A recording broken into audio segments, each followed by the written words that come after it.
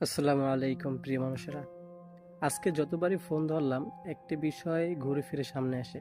সেটা হলো গিয়া তৌহিদ আফ্রিদির গ্রেফতারের বিষয়টা।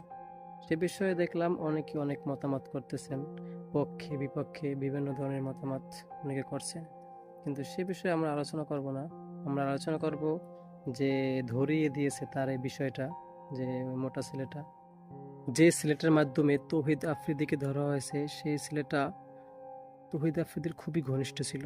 হয়তো ছোট ভাই, না হয় বন্ধু, যাই হোক, খুবই ঘনিষ্ঠ ছিল।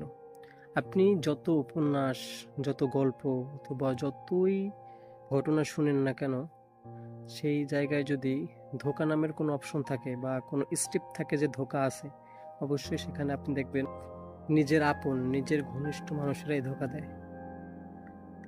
ধোঁকা শব্দটা অবশ্য নিজের আপন মানুষের কাছেই মানায়, কারণ অপরিচিত মানুষ এবং দূরের মানুষ কখনোই আপনাকে ধোঁকা দিতে পারবেন না।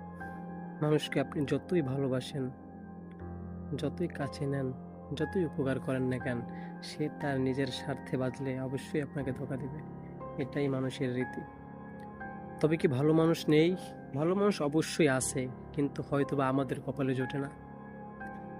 আপনি যতবারই ধোঁকা পাবেন, নিজের আপন মানুষ থেকেই ধোঁকা পাবেন, কারণ দূরের মানুষ আপনাকে ধোঁকা দিতে আসবে না। তাই আমাদের সকলের উচিত খেয়াল রাখা, আপনি কাকে সবথেকে ঘনিষ্ঠ ভাবছেন, সে আপনাকে ধোঁকা দিবে কিনা। যদিও কেউ ধোঁকা দিলে আগে বোঝা যায় না যে কে আপনাকে ধোঁকা দিবে আর কে ধোঁকা দিবে না। তারপরেও কোনো একজনকে বিশ্বাস আপনার করতেই হবে, কারণ কাউকে বিশ্বাস করে ধোঁকা পাওয়া যতটা কঠিন, তার থেকেও বড় কঠিন হলো একেবারে কাউকে বিশ্বাস করতে না পারা।